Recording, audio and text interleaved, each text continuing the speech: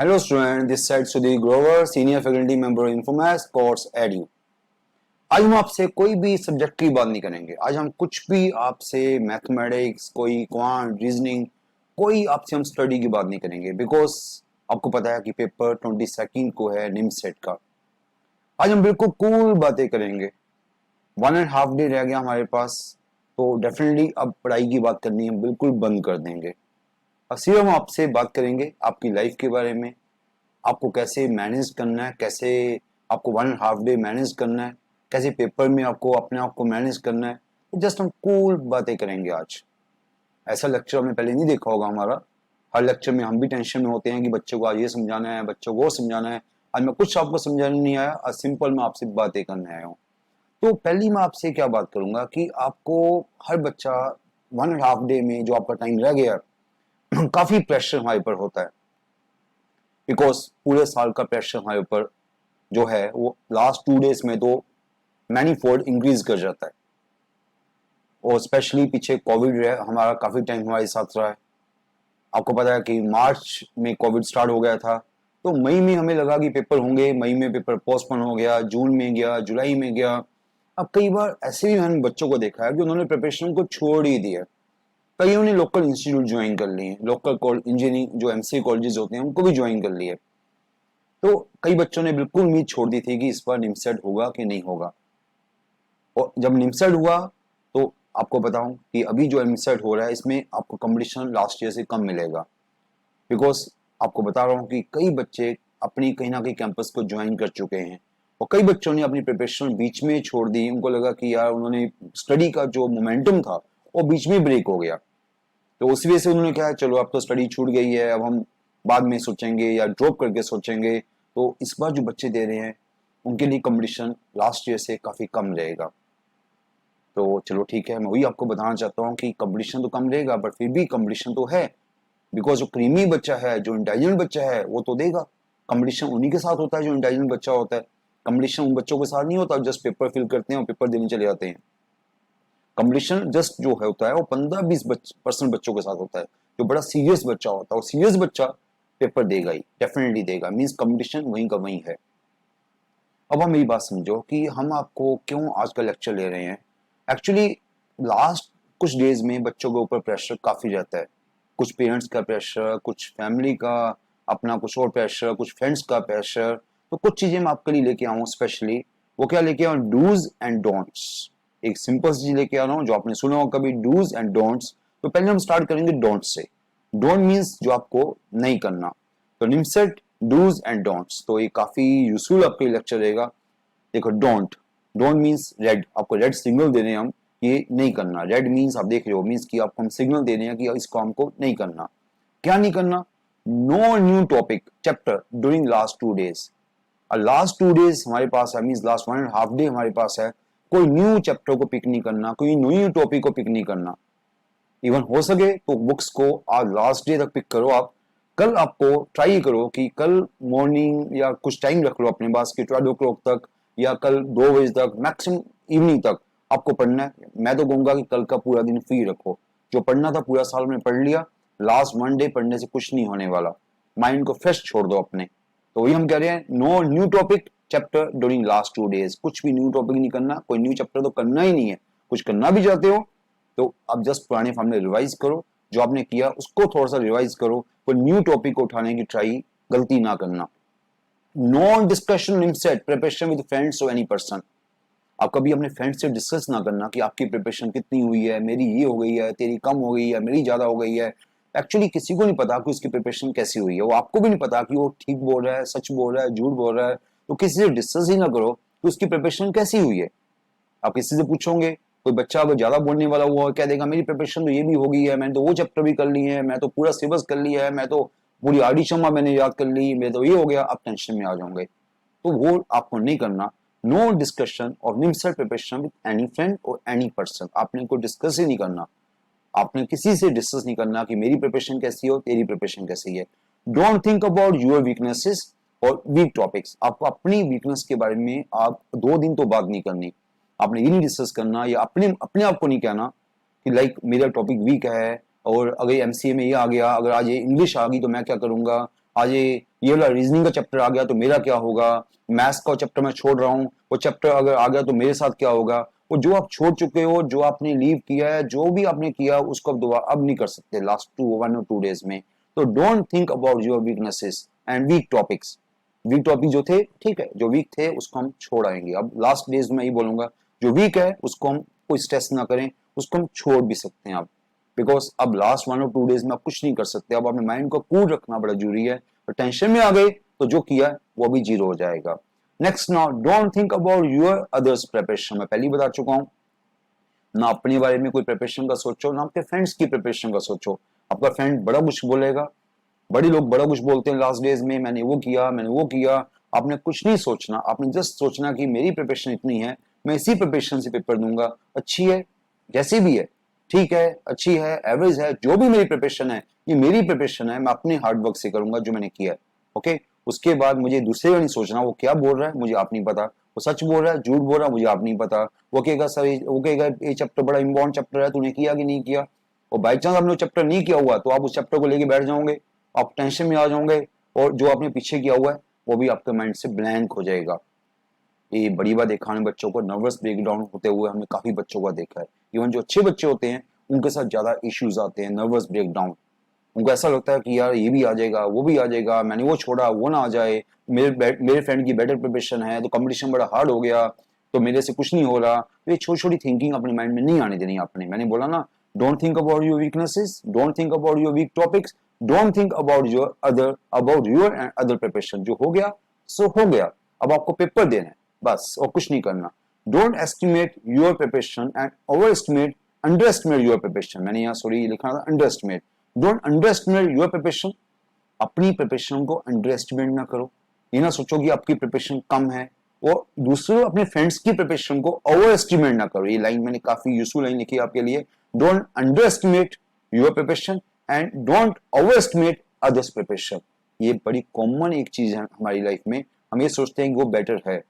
जैसे आप फेसबुक में किसी को देखते हो, आप क्या देखते हो, उसकी अच्छी फोटोग्राफ्स देखते हो, आपको क्या लगता है कि वो फ्रेंड बड़ा अच्छा है, देखो उसकी लाइफ कितनी अच्छी है, बिकॉज उसकी उसकी जो फोटोग्राफ है, जो आपने फेसबुक में देखी है, बड़ी अच्छी फोटोग्राफ देखी है, वो कहीं पर घूम रहा है, कहीं पर एंजॉय कर रहा है। आप ऐसा एंजॉय क्यों नहीं कर रहे? तो आपको ये नहीं पता कि जब आप अपनी फोटोग्राफ डालते हो तो आपका फ्रेंड भी शायद सोचता होगा आपके बारे में।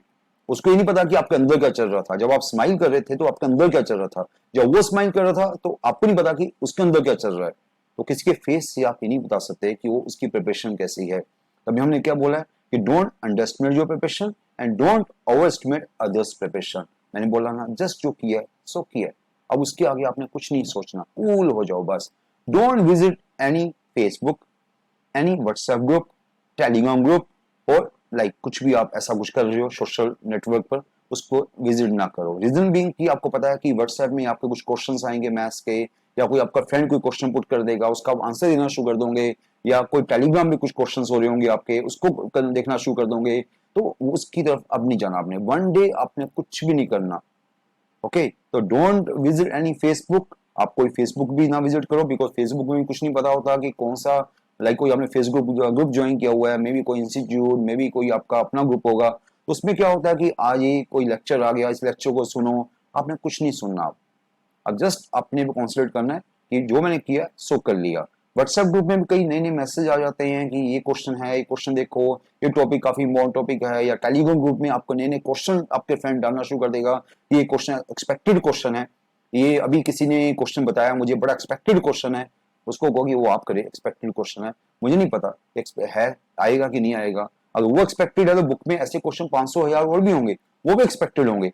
तो लास्ट डे में आप कितने क्वेश्चन करोगे? मींस जो आपने किया है उस पर कॉन्फिडेंस रखो, उस पर अपने कॉन्सेप्ट पे स्ट्रॉन्ग रहो। अगर आपने कुछ किया हुआ है तो आपके कॉन्सेप्ट अगर स्ट्रॉन्ग है तो उसी कॉन्सेप्ट से क्वेश्चन को आप कर सकते हो।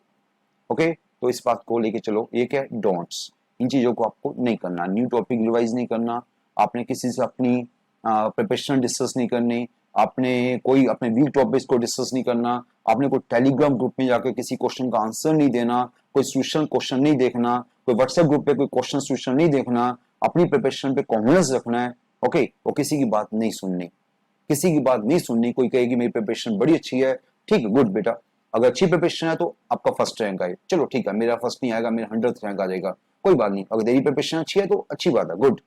ओके, तो ये एटीट्यूड लेके चलना आपको, इसको हमने क्या बोला, don'ts. And next now do's. तो डूज में क्या आता है, हर पर्सन आपको एक बात बोलेगा, हैव अ कॉन्फिडेंस।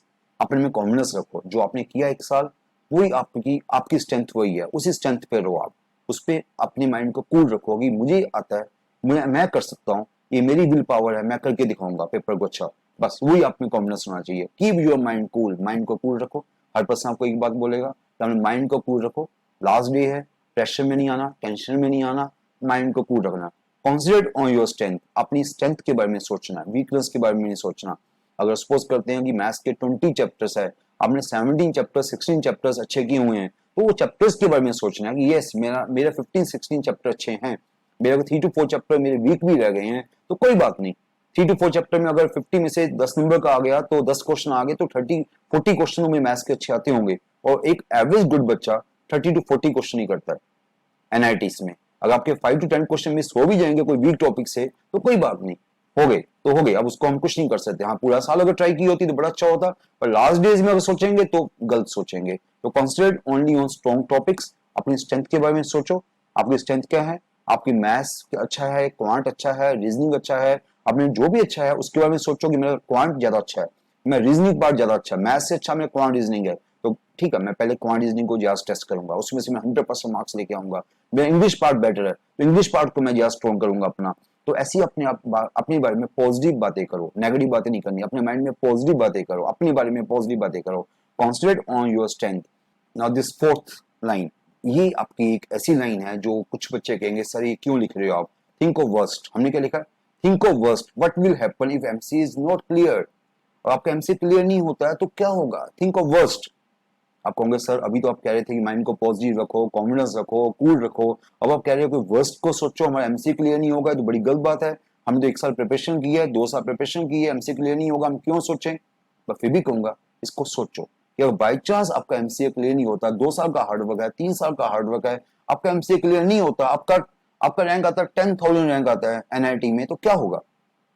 अगर लाइफ में एमसी क्लियर नहीं होता तो क्या होगा। ये ऐसा भी होता है जो मुझे भी मेरे किसी सीनियर ने बताया था, मैंने इसको लाइफ में अप्लाई किया तो मैं लाइफ में काफी चीजें इस चीज से टेंशन से हट गया।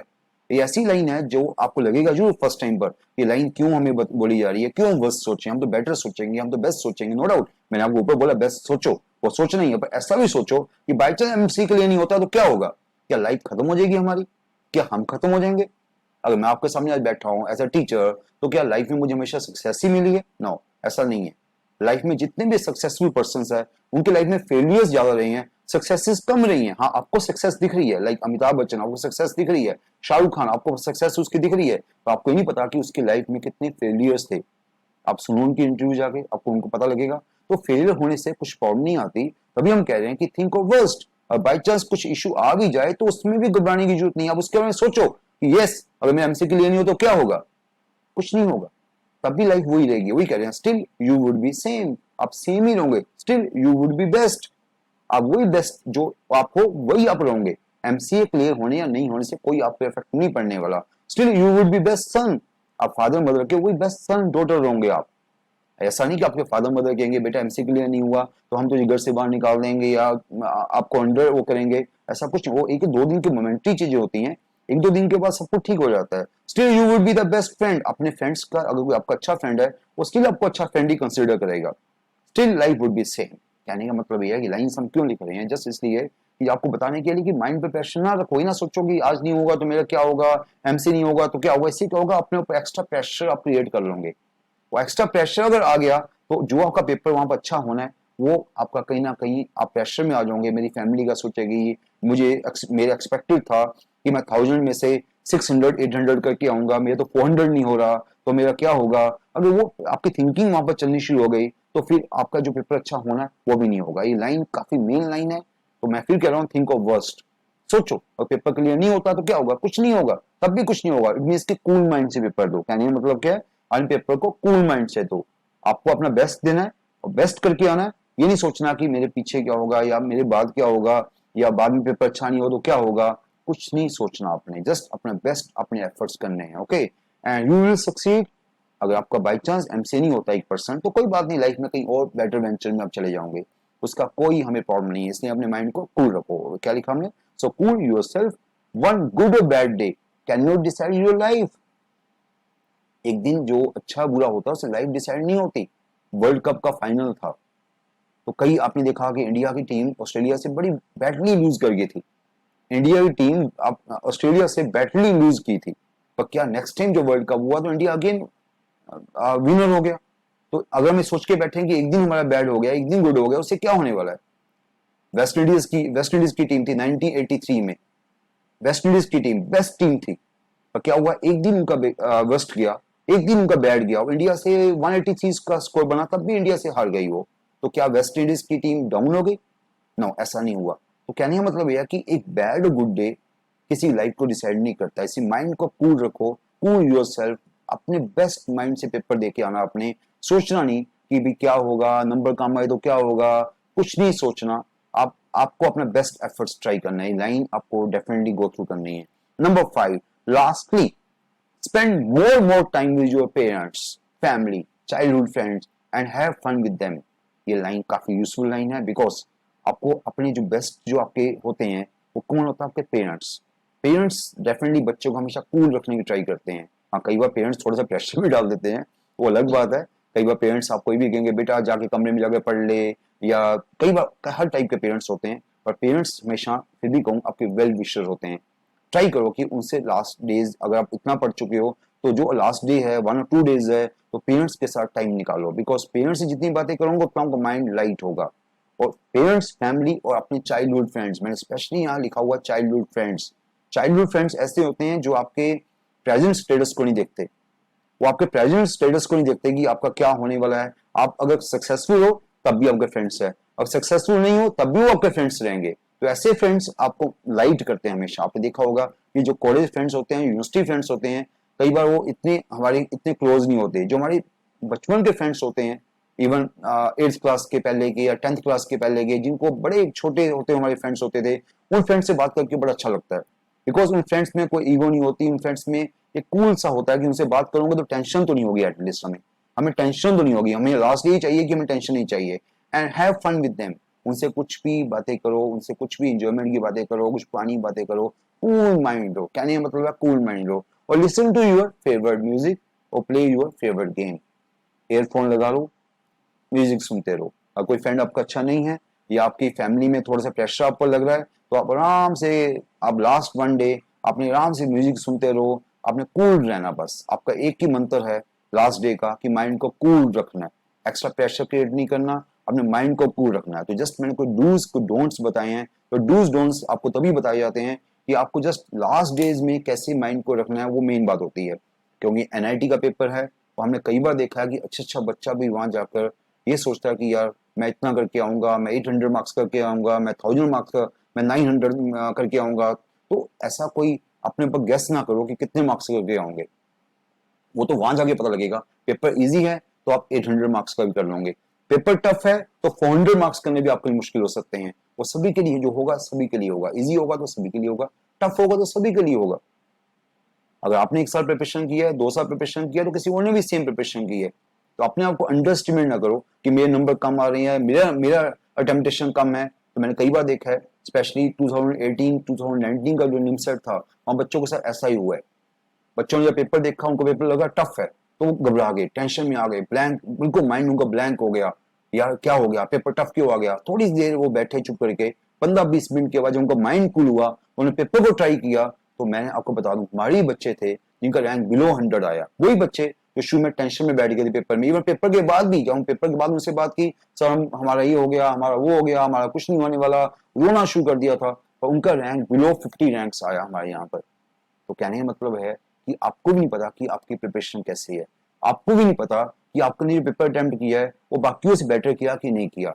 इसलिए कूल माइंड से जाओ, एक दिन है, हम लोग दिन को स्पेंड करना है, बस कूल माइंड से अपने पेपर को देना है। ओके, तो मैंने कहा था कि आज हम कुछ स्टडी की बातें नहीं करेंगे, सिंपल सी लाइफ की बातें करेंगे, डूज एंड डोंट्स। सो आज का निचोड़ ये हमारी बातों का कि माइंड को कूल रखो, टेंशन नहीं लेनी, आराम से पेपर देख के आओ। Okay, now best of luck students, best of luck, thank you.